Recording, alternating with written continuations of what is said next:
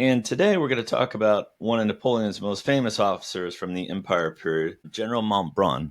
That's correct.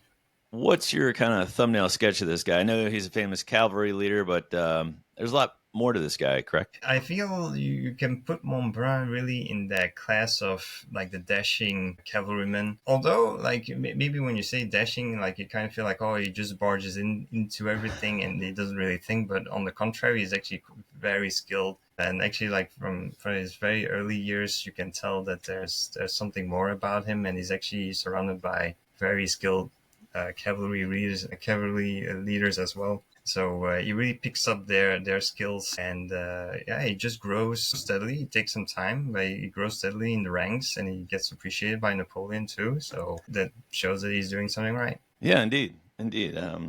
Yeah, you think of the period, you think of like Murat and LaSalle and some of these other dashing guys, but there's guys like Montbrun and the hopeful. There's a vast array. Yeah, there's a vast array of these cavalry leaders that actually deserve some attention too. It's good that we can do Montbrun. Absolutely. So Louis-Pierre Montbrun was born in Florensac, France in 1770. What do we know about his family life? Well, so Louis-Pierre was actually like the fourth child of Jean-Joseph Montbrun, and his mother was called Rosemarie Arvilleux. There were actually 9 children. There were 4 girls, 5 boys. And Montbrun Sr. was actually a justice of the peace in Florensac, and he was actually reputed in the region as a highly learned and distinguished man. He personally oversaw the education of his sons. So Louis-Pierre, whose life we are recounting now.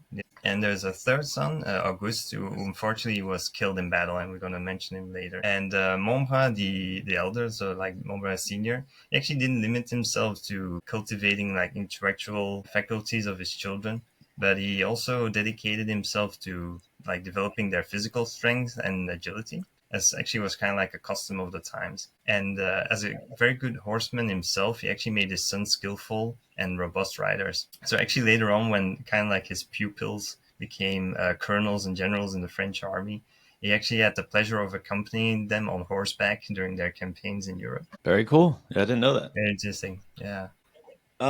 His military career begins in a chasseurs regiment in Yeah. Alsace. How did his early career go? Well, actually, like the Alsace Chasseurs Regiment, which later became the first regiment of Chasseurs à Cheval, was garrisoned in Bourg when Montbrun enlisted on the 5th of May of 1789. And so he was perhaps seduced by like enticing promises of some recruiting a non-commissioned officer, or like more likely he actually yielded to like a drive for adventure. So he actually became a brigadier, which is actually kind of like a cavalry corporal, on the 20th of September of 1791, and a sergeant major on the 11th of July of 1793. So in those days, it took about 4 years to make a non-commissioned officer out of a cavalryman out of like Montbrun's caliber. So actually, the history of Montbrun's early years is simply the history of a soldier, then non-commissioned officer, and then a second lieutenant in the first chasseurs. And so when Montbrun joined, the first chasseurs had as its colonel the Viscount of Dunois, and it was actually succeeded by 4 other colonels due to the émigrés and the revolutionary period.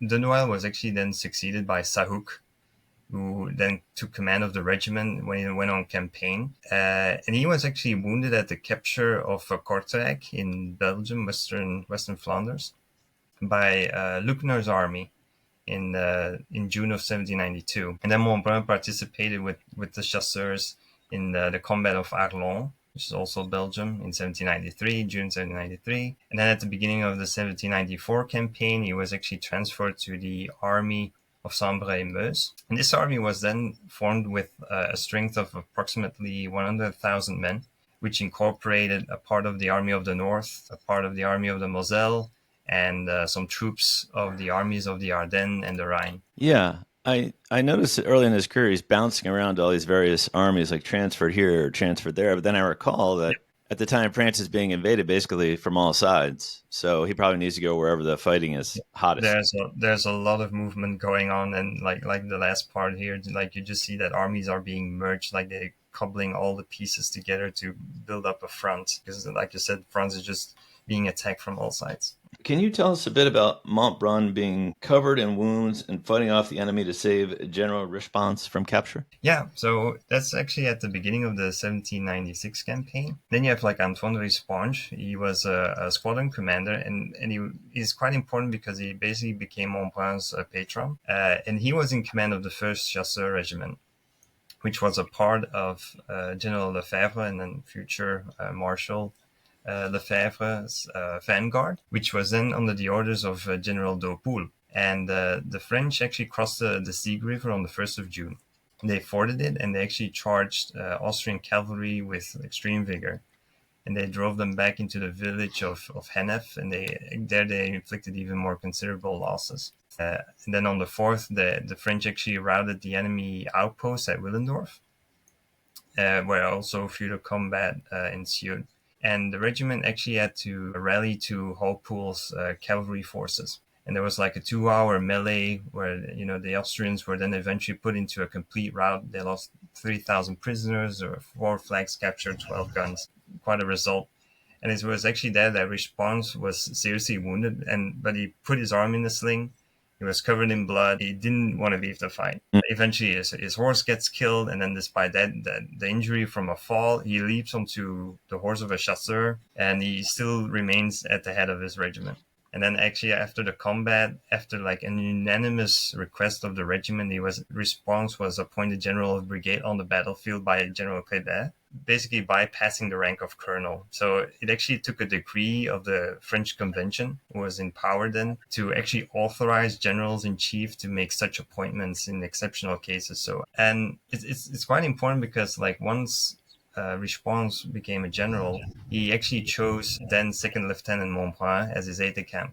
And from then on, you tend to see that there's like an appreciation for Montbrun's intelligence and his bravery. It wouldn't take long, for Montbrun to showcase like a striking proof of courage, because then on the 15th of June, there's actually an engagement at Wetzlar, where there are 6 Austrian squadrons and 4 battalions attacking Lefebvre's vanguard. And their Response also protected the retreat of these troops with repeated charges. And even like despite like the overwhelming numerical superiority of the enemy. So only with 4 squadrons, he breaks through Austrian cuirassiers. He drives them back in disorder. He repeats charges 4 times over. And that actually gives Lefebvre's infantry the time to reform. And then you have like the case at the Battle of Ukrecht on the 19th. You have Risponge and Ney first routing like an initial line of squadrons, but then they encountered like the bulk of the Austrian cavalry, and they are forced to retreat after a fierce fight. But Ney and Risponge, they distinguish themselves again, just by the vigor of these attacks and these assaults. And they actually pursue until a battle that takes place at Friedberg on the 10th of July. And there, finally, matters come to a close at a place called Altendorf. And the battle actually gets mentioned, because it was that important, as it was mentioned in the Moniteur, based on a report by Kléber once again. So, you see that Montbrun is surrounded by these names that will, make a head of themselves, basically. Yeah, famous names soon to come. Well, he's made full lieutenant.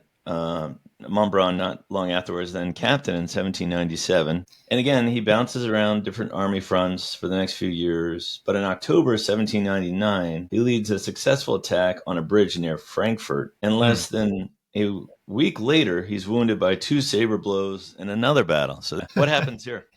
Remaining on the Rhine frontier during Massena's campaign in Switzerland at the time, the 1st Chasseur Regiment actually found itself part of a small army of the Rhine at the end of 1799. And it was actually tasked with the retaking of Mannheim and Philipsburg. But it was actually too small to accomplish that mission. So Ney, future Marshal Ney, was in command of the army while awaiting Lecourb's arrival. But he actually crossed the Rhine anyway, and he vigorously attacked the enemy. So in an engagement that took place on the 5th of October, which actually resulted of the capture of the bridgehead, you actually have Montbrun being cited again, and he was actually appointed squadron commander on the battlefield by the general-in-chief. Then you have a few days later, on the 12th of October, with Montbrun being cited again after the combat of Gross-Gerau. where he then, like you said, was wounded by 2 saber blows, one to the face, unfortunately, and the other one to his left arm. You had like also General Daupoul, who stood in reserve with 2 Carabinier regiments and the 6th Cavalry Regiment. And they actually managed to capture a flag, 2 caissons, and a quantity of boats to do river crossings. Then the cavalry was then divided into 3 columns, a center column commanded by Dubois-Crancé, and this column actually forced the passage of the Neckar River at Ladenburg, and actually captured Count d'Esterhazy, who became like a famous Austrian commander in the Napoleonic Wars, after a very lively combat.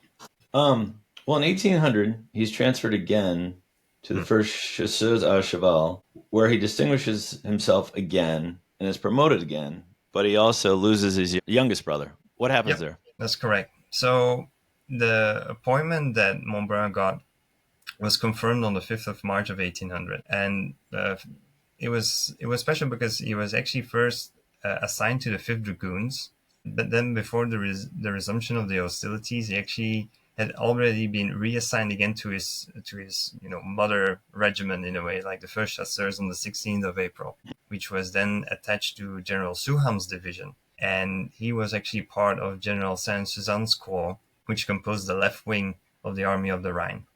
And in the campaign plan established by General Moreau, this wing actually was to cross the Rhine at Strasbourg and make them a demonstration to draw the enemy's attention, which would allow the enemy's right wing under Le Courbe to debouch from Schaffhausen onto the upper Danube. So there's a violent combat that ensued on the Kinzig River in front of Offenburg.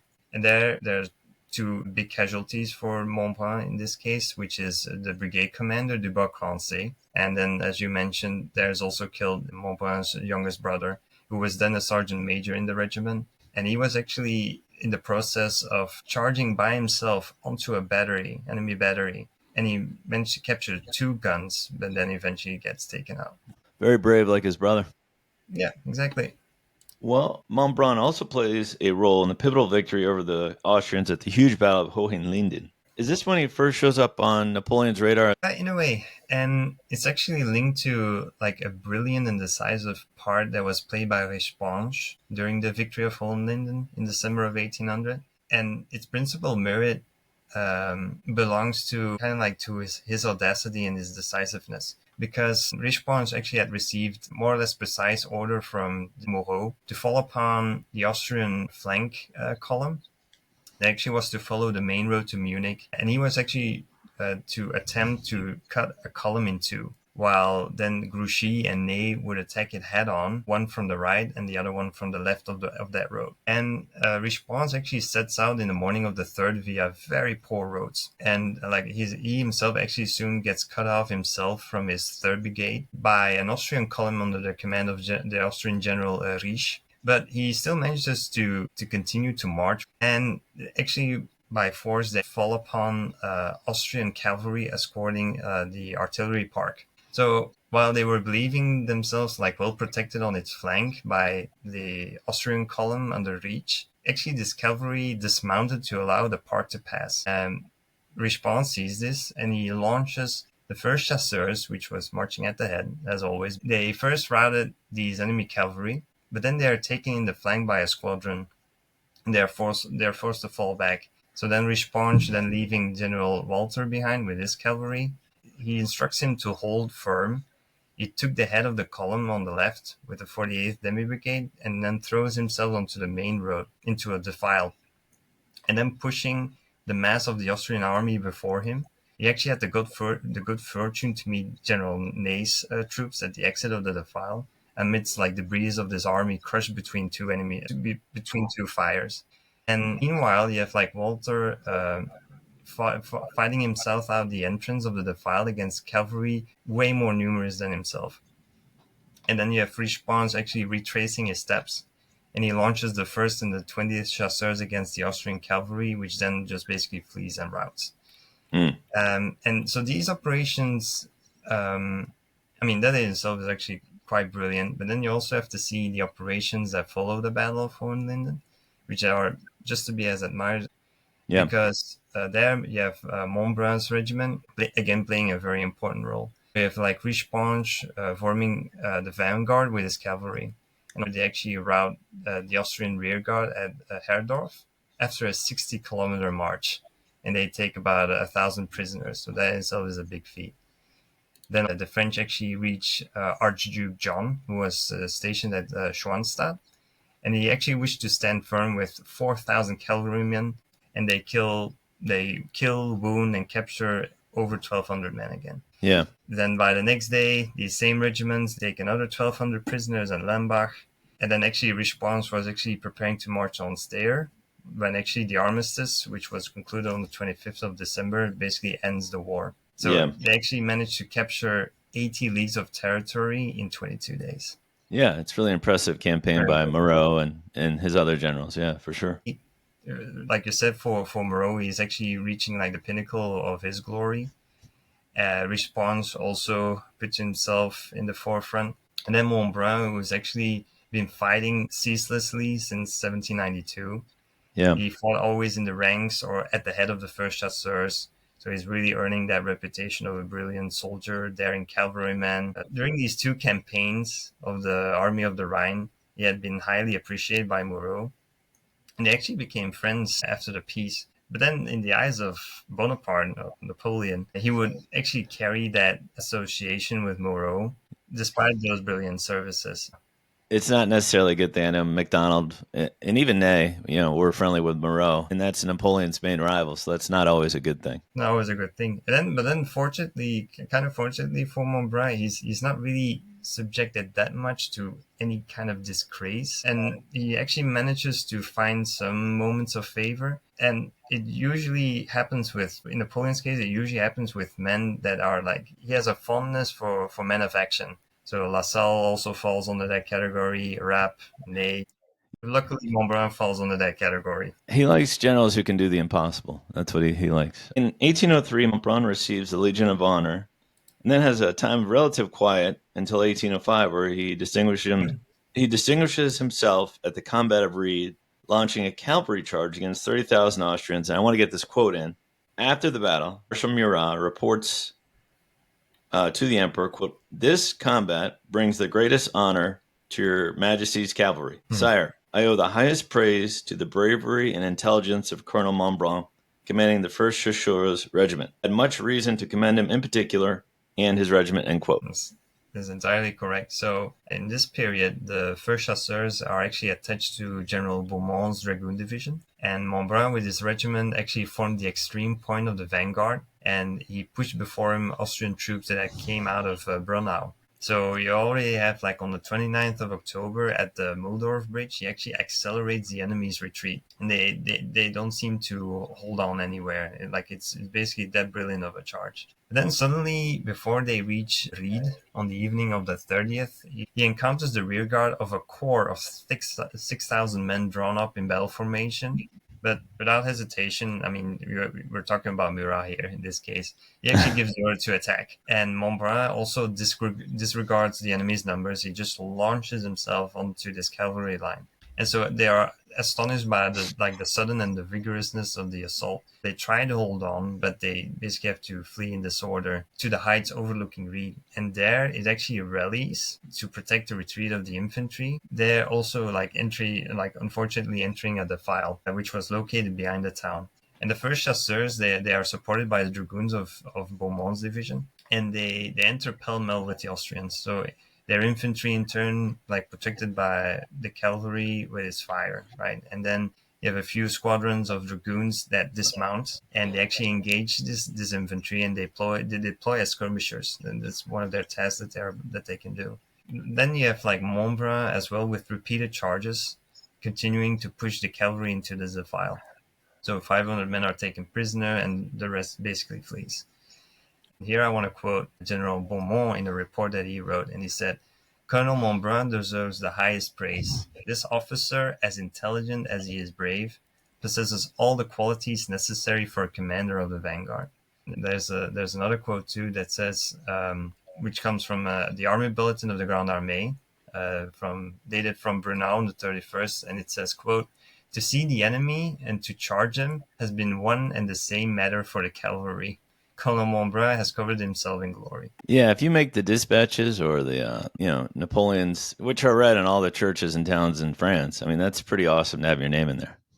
Absolutely, yeah. It solidifies how good of a soldier you are, basically. Yeah. Well, Montbrun fights again at the Battle of Austerlitz under Marshal Davout and is promoted again after the battle, right? That's correct, but this time he actually didn't do that without an issue along the way. It's a funny anecdote because Davout, who is like the stern commander of the Third Army Corps, he had Montbrun charge at the head of his regiment and direct the movements of the vanguard. So he was actually greatly displeased when Davout's aide-de-camp, who was Captain Trobriand, handed him a letter from a princess whose properties had been traversed by the army corps. And she complained that the officer commanding the vanguard, so aka Montbrun, had actually levied a war contribution of several thousand francs upon her. And so the letter was summoned to the marshal, who actually in the presence of all the generals of the army corps sharply reprimands him, and he actually orders him to return that acquired sum.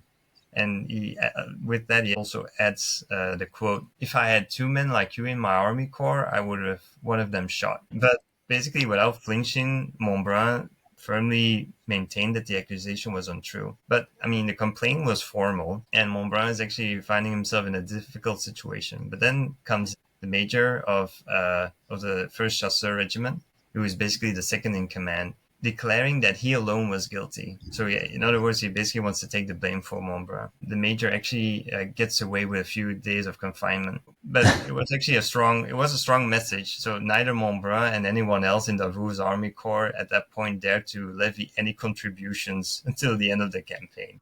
Yeah, that story sounds very Davout-like. I could see that. Yeah. Oh yeah, for sure. Reprimanding an officer in front of the rest of the officers. And what was the saying? A chicken could walk freely in Davout's camp without fear of being eaten. Being eaten. Yeah. Yeah, that's true. Yeah, he's one of those commanders who doesn't take any of this kind of nonsense. But I mean, Yeah. living off the land and Napoleon being indulgent in this, I mean, it contradicts sometimes. Yeah. So after the French army's entry into Vienna, the Third Corps was actually tasked with the observation of Hungary, from where the Austrian archdukes might arrive as reinforcements. And so the French light cavalry scoured the plains of Moravia as far as the vicinity of the battlefield of Austerlitz. So there's like detachments of about 100 horse, and they actually provided valuable information on the movements of the Russians in particular. At the Battle of Austerlitz itself, the cavalry was employed to watch over the extreme right of the army, and they were engaged with enemy scouts, Cossacks, and what others, who were trying to turn the French position by cutting the road from Brünn to Vienna. But Montbrun was actually cited for his conduct on that day, and his services were rewarded with the rank of General of Brigade. And then actually barely appointed, our general is actually sent to the Army of Naples by decision of 18th of January in 1806.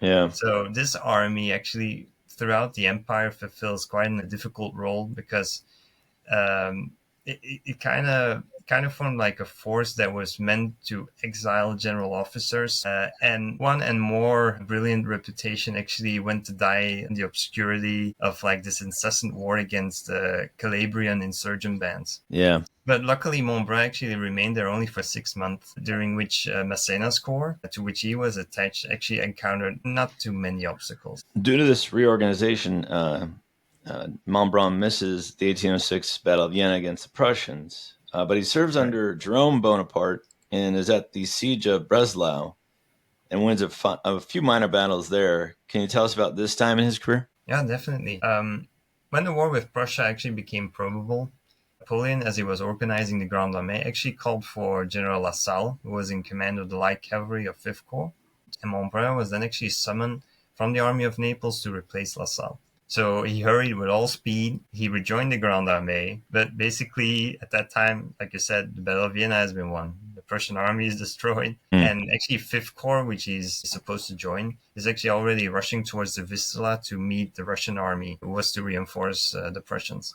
But actually, Napoleon found like another destination for Montbrun, and he showed on that occasion like the esteem that he had treasured for him during the 1805 campaign for our brilliant cavalrymen, basically.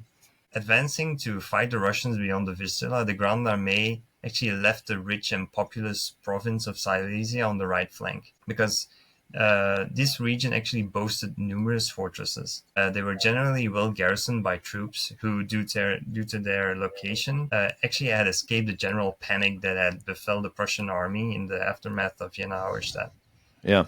And also the discouragement that had led to like almost unbelievable capitulations of cities like Stettin, Kusterin, Hamelin, and others. So these strongholds could actually serve as rally points for detached corps and gatherings of armed Prussian civilians and militias. So actually to seize them, Napoleon organized the 9th Corps of the Grande Armée, which was actually mostly composed of Allied troops. And as you said, the command was entrusted to Jerome Bonaparte.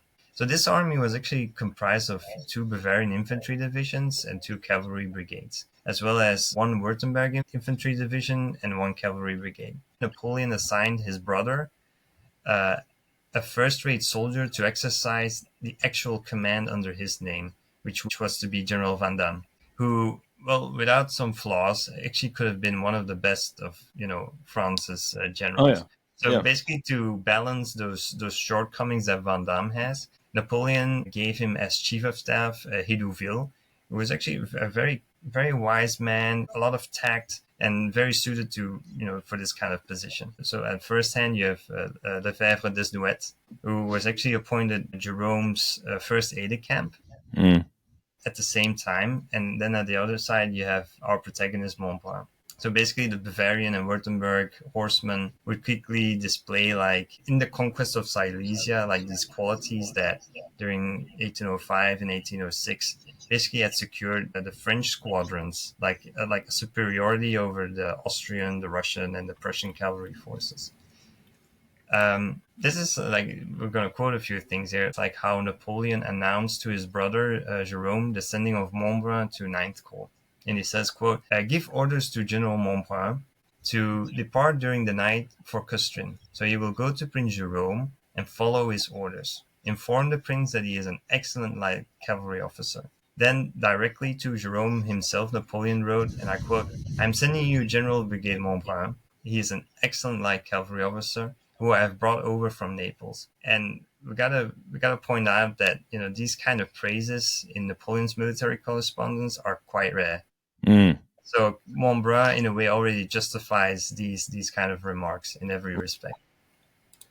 Well, I think that's interesting. He knows his brother is somewhat foolish, so he's trying to surround him with good officers. Absolutely, yeah. These are first-rate people. So these foreign troops, right, at whose head he was to fight, they didn't really shine in exemplary discipline, and their generals were also not really the models of disinterestedness. So you can judge from correspondence from de Thiard, who was a chamberlain to Napoleon. In his correspondence, you can read, and I quote, "The Bavarian division entered the city this evening. It is committing many excesses and has many pretensions. I would wish that this division definitively knew that it won neither the Battle of Austerlitz nor that of Jena.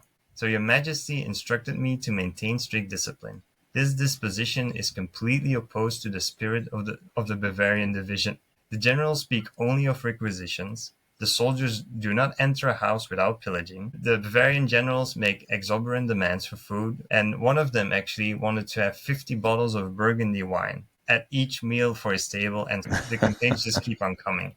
And then you also have Napoleon turning a blind eye to the conduct of these Allied troops, kind of not to displease them. And he actually took the complaints very badly, because he says on the 26th of October, and I quote, I desire that the Bavarians be treated like my own troops, and that means to sought to satisfy the generals and the officers. So it basically results in Silesia being subjected to pillage. So very shortly after their entry into the province, Jerome and his troops actually reported to Marshal Berthier 2 contributions, one of 4,000 francs and another one of 1,000 francs, which were levied on the country by aides-de-camps of Vandamme and Montbrun. So he had feigned to believe that the aides-de-camps were solely responsible, and they had ordered the 2 generals to have money returned. But the Bavarians of all ranks, they were just putting the country under contribution. Yeah. And as for the French generals and officers, it must be said to their defense that their pays were in arrears. So they basically had to find a way to sustain themselves. I wanted to move along this story because the next part is very, very interesting to me. And Right. I'm gonna do all the backstory. In 1808, Montbrun is made Baron of the Empire and is sent to Spain under Marshal Victor, where he commands the light cavalry of First Corps. There's a famous charge that Napoleon kind of directs at Somosierra, where Right. there's an entrenched Spanish artillery battery, and all this cavalry is ordered by Napoleon to take that position, and they do it miraculously. And there's an old saying, victory has many fathers and defeat is an orphan. It seems like in this case, depending on who you talk to, it was the Polish cavalry that won this impossible battle. It was True. Imperial Guard who won this impossible battle, or it's General Montbrun who won this impossible battle. Can you give us some insight here? It's like you're alluding to, like it's rather curious that, despite, like, the formal assertion of the official bulletin, that the accounts of the Battle of Somosierra from eyewitnesses do not often mention Montbrun. So while the charge of the Polish light horsemen is one of those most extraordinary feats of arms found in military history, it's actually also like an event that has given rise to a lot of polemics and discussions. And here again, our protagonist actually finds himself somewhat in a difficult position. So, because we have to go back a little bit in time, because Montbrun at that time actually had obtained a temporary leave. And he got to Paris, and there he actually saw the young woman who was soon to make her his wife. And then through ministerial authorization, Montbrun actually obtained a permission to marry Marie-Madeleine Anatole de Morin, 27th of October of 1808. And de Morin was actually the daughter of a divisional general of that name. And he's not the famous Morand under Davout. No. It's a different Morand, yeah. It's a different one. He's actually an older gentleman who is actually eventually killed at Lüneburg at the start of the 1813 campaign. So, separated from her father, who was actually at that time in command of a military division in Corsica, and basically forced to live alone with an older relative, Miss de Morin actually declared that she didn't want to stay in Paris. And it was actually agreed upon that she could go to one of Montbrun's sisters, who lived in Montpellier, southern France, and for them actually to rendezvous at Bayonne, actually to receive the young woman. So this sister of Montbrun, who was away from home, she was actually delayed in her journey. And then Montbrun was actually obliged to wait for her so as not to leave his lady alone, so that they actually could cross the Pyrenees after his brigade had already moved in. And he basically only rejoined the army the day after the Battle of Burgos. So you can imagine Napoleon is all indignant, and he actually handed Montbrun's brigade already to General Beaumont again. And he actually wanted to have him brought before a court-martial because he was actually not at his post at a moment when they were marching against the enemy. So this is big stuff again. So Montbrun is completely in despair, and he follows the headquarters quite distraught. But when the emperor then marching from Aranda on Madrid, preceding his infantry by a few hours, they actually arrive at the foot of the Somosierra Pass. And they only have the Polish light horse with them. So you have to imagine there's a main road, which is very steep at this point. It's narrow, it's in between two mountains, blocked by small field entrenchments, and they are defended by several thousands of Spaniards, mostly militia. Still, yeah, with cannons, yeah. Napoleon actually wanted to reach Buitrago that very day, so it's a position further on the road. And he finds his march halted, and he calculated that the infantry couldn't arrive for quite a long time. So he basically orders a charge through the passage in this defile, basically. So on the 30th of November, the day of the battle, the Poles, with the exception of like a duty squadron close to the emperor, they formed the army's vanguard. And this vanguard was under Montbrun's orders. So the Polish cavalrymen are launched into the defile without taking necessary precautions, basically. So they are met on both flanks by a hail of bullets. They find the road blocked at the summit. They suffer all the more considerable losses because the first squadron, they're forced to retreat, so they fell back on the second one. There's disorder. It goes back to the third one, and so on. So basically the regiment is at that point a shapeless mass on a narrow road enclosed between two mountains, and they cannot turn back. And they're being shot at point-blank range by the Spaniards on these rocks. It's very difficult to disentangle them.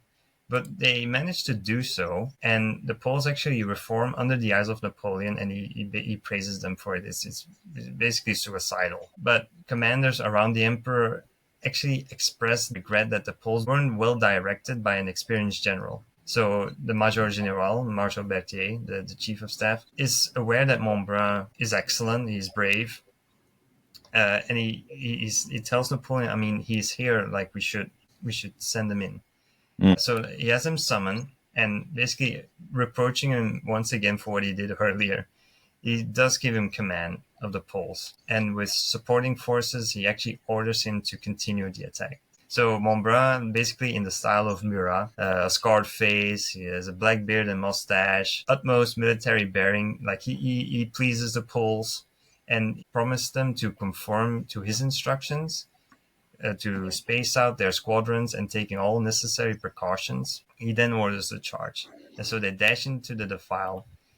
But a few squadrons initially are a bit shaken by the gunfire, but the various parts of the column having enough space between them so that there's no more serious disorder to result from it, they actually manage to recover and they reach the summit. And then moreover, at the same time, you have the infantry of First Corps appearing on the crests of the mountains. So the Spaniards are basically captured by surprise. They're sabered, they get dispersed. At that point, the terrain is widening. That actually allows the cavalry to reach the enemy infantry better, which was basically fleeing in disorder. And with the defile cleared, Napoleon actually then manages to cross, and he arrives at the summit. And he doesn't then only see the French flag flying over the town of Bitraco, but then he also sees a league beyond the town, Montbrun basically going into pursuit of the routed Spaniards. And this, you have to imagine, took only a quarter of an hour, and it's a complete victory. Well, hearing you explain it like that, I have two thoughts. One is like, all right, Montbrun kind of shows up like in the second half of a football game. Like the first half has already been played and there's already like casualties, and he shows up at the second half to win the game. Or he shows up in the second half to organize the victory. Like maybe they wouldn't have won if he hadn't, like you said, hey, let's space out the squadrons, let's get more organized, let's get some infantry in here. So maybe they would not have been victorious if he didn't organize them in the second half. So I could see how it could go both ways. Yeah, it's a reorganizing, but unfortunately has been a bit underrated as well, is that like in a lot of classic accounts of the battle, it's basically a full-on cavalry attack. Like I mentioned earlier, you have like Victor's infantry on the flanks also trying to drive like these skirmishers away from these mountain ranges.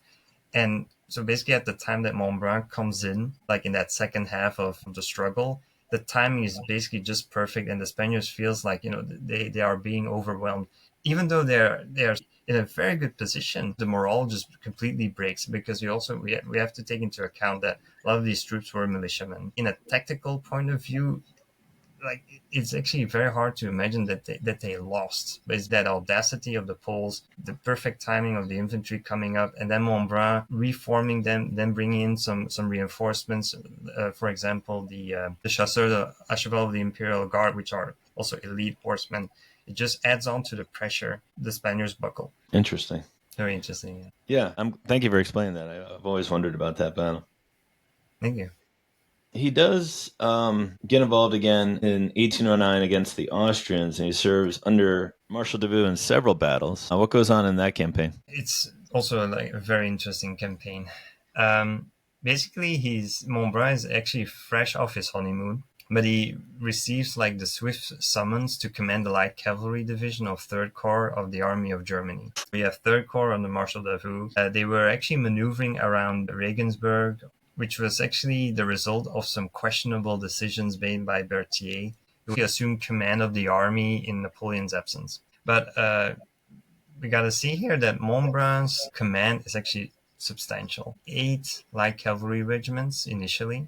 So you see, he's getting a very important role in light cavalry forces. Arriving at Velberg, they were actually tasked with covering movements around Regensburg in the Danube plain. So Davout, recognizing the strategic importance of the area, bolstered Montbrun's forces with infantry and cuirassiers to secure the roads and actually scout for the enemy, because Davout actually correctly anticipated an attack via the Eckmühl road. And then you got to picture this, like the Third Corps is actually in a very tight spot because they were threatened by Austrian forces converging from Regensburg. Napoleon ever like strategically savvy. He swiftly conceived like a daring maneuver to correct the earlier missteps of Berthier, which were then actually brilliantly executed by Davout.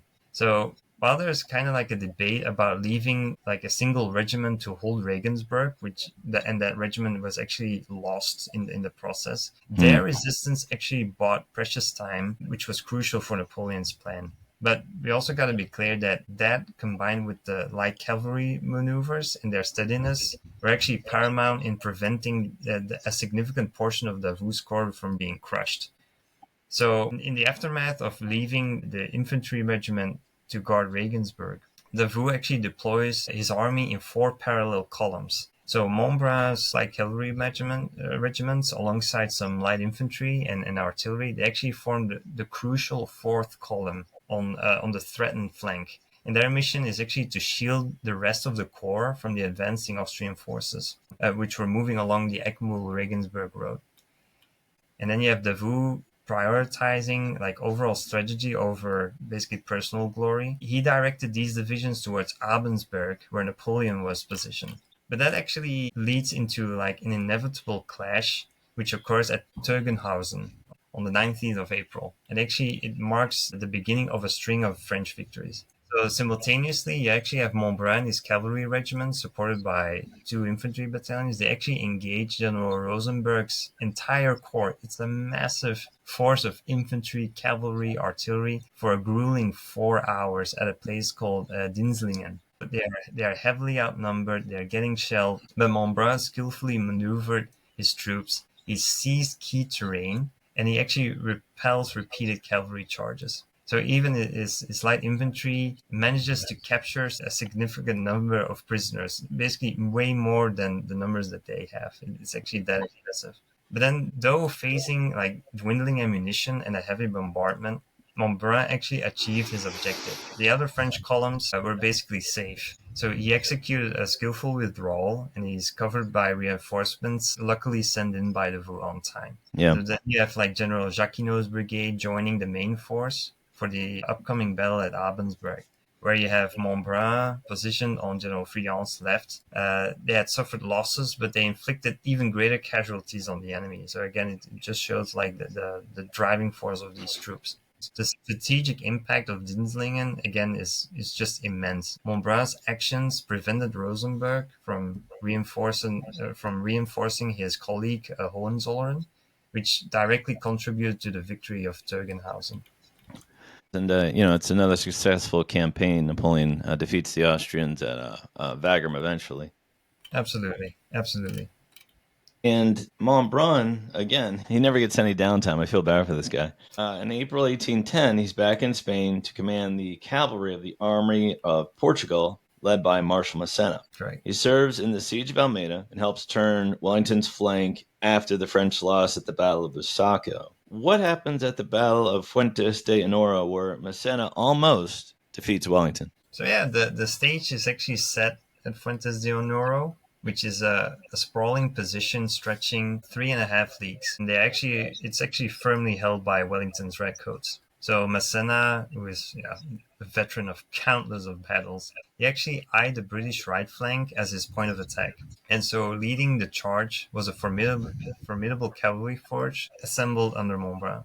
So you got to imagine the scene. There's like over 2,000 horsemen, which is a mix of French dragoons and chasseurs, and they're all eager to prove their mettle because it's been a grueling campaign. They want to have this set battle, and it needs to be done here. And Massena actually had hope for even more because there's actually the elite cavalry of the Imperial Guard joining the fray. But its rigid adherence to protocol meant that they actually could only take orders from Marshal Bessières, who proves to have like a frustrating role in the events to come. So the opening actually unfolds on the 3rd of May. So you have like a French infantry assault against the village of Fuentes de Onoro, which falters. But undeterred, Massena actually tasks Montbrun with a crucial reconnaissance on the following morning, because Montbrun's cavalry is positioned itself on the extreme left, facing Wellington's Spanish auxiliaries, his allies. And to their right, you have the French 6th Corps, which stood ready to strike the village of Pozzobello. And Montbrun's initial charge was a resounding success because they actually scattered the Spanish lines. Here, actually, the accounts kind of diverge because some say that because of Montbrun's exuberance, he actually stretches a pursuit way too far, and it actually leaves the French infantry at Pozzobello without support. Massena actually himself offered no criticism in his reports because in his official report, he actually lauds Montbrun for his maneuvering, his relentless charges against English cavalry, which were shielded by artillery, and infantry hidden amongst the rocks. And actually, for over an hour, Montbrun's men routed squadron after squadron, which is basically like a testament to their discipline and their valor. And then returning from the chase, actually Montbrun found himself facing two fresh British cavalry regiments. But then with lightning speed, he unleashes his elite dragoons and he sends them crashing into the enemy, driving them back into their own infantry. Then Beziers comes up at this point because there was a battery that was promised of the Imperial Guard artillery, which was desperately needed. And it was actually within sight, but Beziers, he refuses to release it. So precious minutes tick by, and it's actually lost in the quagmire of military etiquette because all available British cavalry then can converge on the scene. Then you have Montbrun. At this point, he's like very skilled in battlefield improvisation. So what he does, he masks his own artillery with a squadron of his hussars. And then he expertly positioned 1,000 dragoons between two squadrons of chasseurs, sending in sharpshooters ahead as a screen. And then as a British cavalry regiment advances, they're actually met by a devastating volley of grape shot. And Montbrun then actually seizes the moment, he unleashes his cavalry again, and he shatters the formation. Then, in that charge, Montbrun faces a formidable English division under General Crawford, which actually was formed into 3 solid squares right on time. So it's bristling with bayonets, and they are supported by cavalry and artillery. So actually under a hail of grape shot again, Montbrun coolly deploys his squadrons. And he actually orders General Fournier to charge the left square with the 20th Chasseurs, and then he himself would lead the 7th and the 13th Regiment against the center. Basically, Fournier's charge is nothing short of heroic. His men, they actually tore through the center square, they captured prisoners, and they actually put General Crawford in danger and actually quite willing to surrender at that point.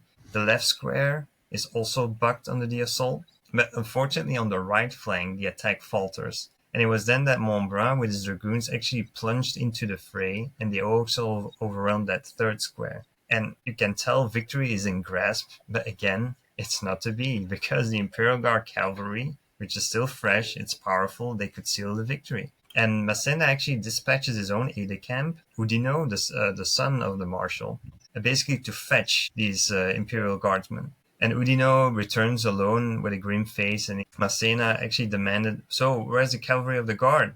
And Oudinot says, "Well, Prince, General Lepic declared that he only recognizes the Duke of Istria, which is Beziers, and he will not draw his saber without his order." So the opportunity is just gone. Seizing the disorder caused by Montbrun's is magnificent, but like the unsupported charge, it gives time for the British cavalry to surge forward again, with artillery basically also coming in. Yeah. And they basically liberate all the hundreds of prisoners that they took earlier. And Wellington can then like solidify his infantry positions on the plateau. So basically for 4 long hours, once again, like Montbrun and his wary cavalry at this point, they endure a cannonade, and they desperately await the arrival then of the French Sixth Corps, which then also doesn't materialize. So as the evening descends, Montbrun has to withdraw, and his earlier triumph is basically soured by the day's frustrating outcome.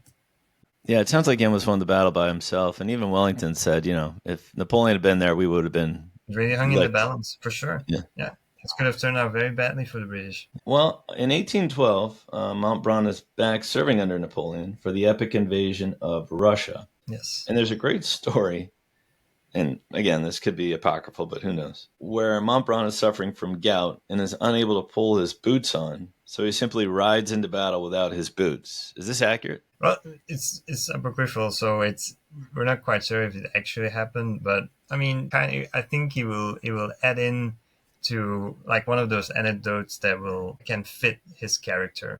He almost sounds like Blackbeard the pirate. He just doesn't care. He just goes charging in. It just goes in. Actually, like talking about anecdotes, there's also actually his famed outburst at Vilnius. And it's actually according to accounts from the 1812 campaign. At that time, you had Murat marching on Vilnius at the head of General Bruyère's light cavalry division. Because you have to know at this point, the Grande Armée, its cavalry reserve is so huge that it's actually composed of 4 corps. And Montbrun is actually given command of the 2nd Corps. And before these huge cavalry forces, right, you actually have the Russians withdrawing after having burned immense amounts of supplies of food and forage. They removed arms and ammunition, and they actually set fire to the bridge over the Vilia River. And then you actually have de Ségur, who is one of these eyewitnesses. He actually said that Napoleon wanted to enter Vilnius before the Russians had the time to set fire to those supplies. But the attempt failed, and Napoleon was actually very irritated by with his light cavalry generals. And de Ségur says, and I quote, "He turned on the most active among them, Montbrun, against whom he was wrong to fly into violent threats before numerous witnesses," end quote. And so, yeah, you have like Napoleon indeed wishing to prevent the Russians from burning these supplies. And he actually had charged Montbrun with catching the city by surprise. And he had given him, in that regard, like precise and detailed instructions to do so. He had indicated the routes that he had to take, feigned demonstrations that he had to make to deceive the Russians. Basically, with Montbrun being happy to execute those orders and to have been chosen by him for a mission that he added like a lot of importance to. Montbrun actually hastened to his army corps and he put it in motion. Then you have Murat coming in. He was quite astonished by this movement, and he actually demanded an explanation. And Montbrun actually says, "Well, I'm executing an order from the emperor." And Murat says, well, what order? And Montbrun replies, "Well, I have to arrive in Vilnius before the Russians do." Murat basically flies into a rage, and he actually exclaims that he would take care of the business. But Montbrun obstructed because, he has these specific instructions that he had received from Napoleon himself. You cannot just disregard them, right? And Montbrun, over past cases that he had with the emperor, he kind of fears him. But the King of Naples says, "Oh, what the devil does he care, right? Provided that the thing is done, everything will be fine." So in short, Basically Murat leaves Montbrun behind, and he placed himself at the head of Bruyère's division. And he actually arrived in Vilnius only to see the Russian stores already burning.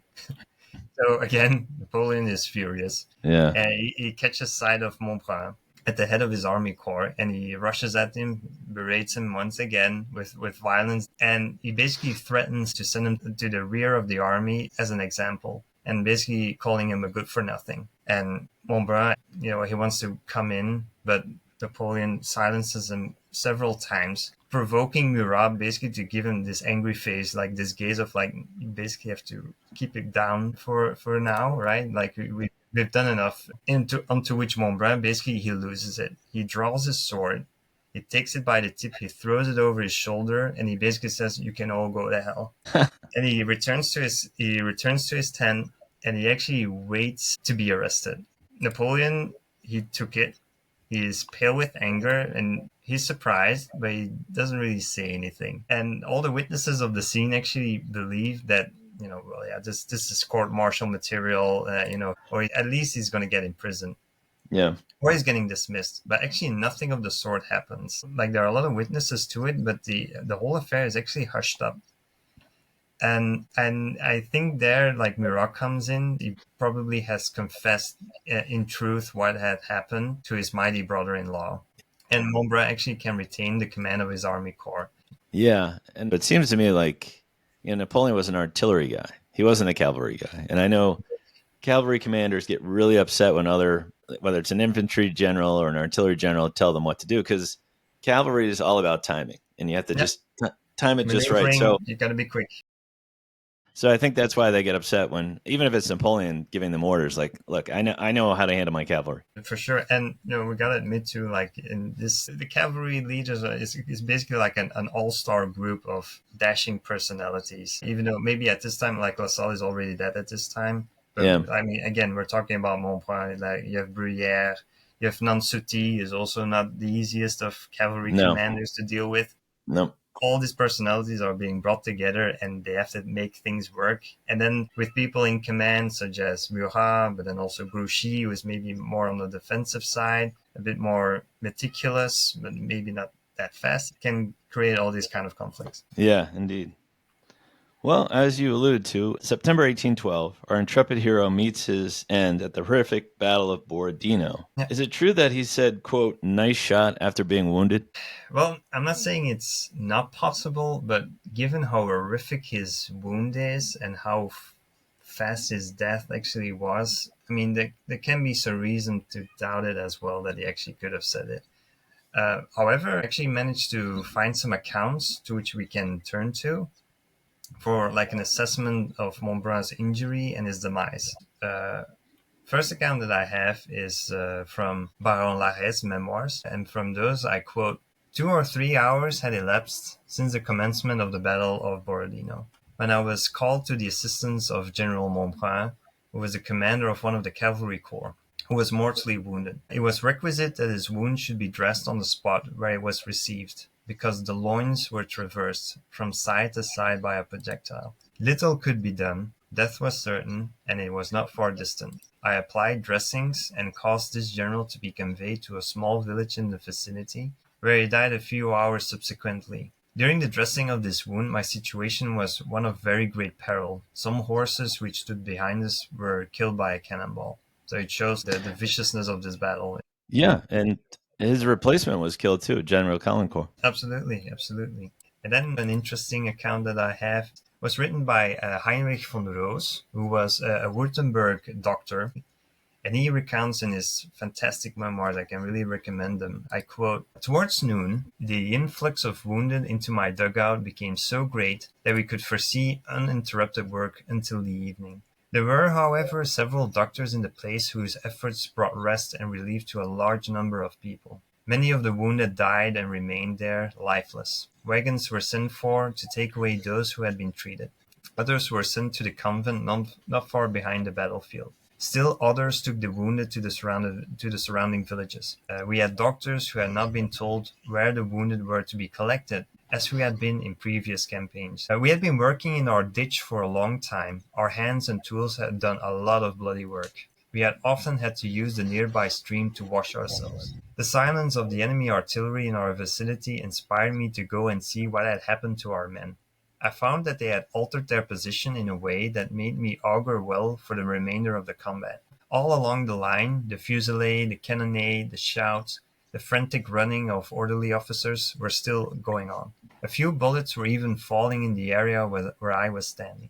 But then less than 30 paces to my left, I saw French General of Division Montbrun, a man who we had known for a long time, who we respected and cherished, all of a sudden turning pale and fall from his horse. I rushed towards him to help him, but I was not the first to do so, because 2 French doctors were even closer than I was. We saw that a piece of shrapnel had mortally wounded him in the stomach area.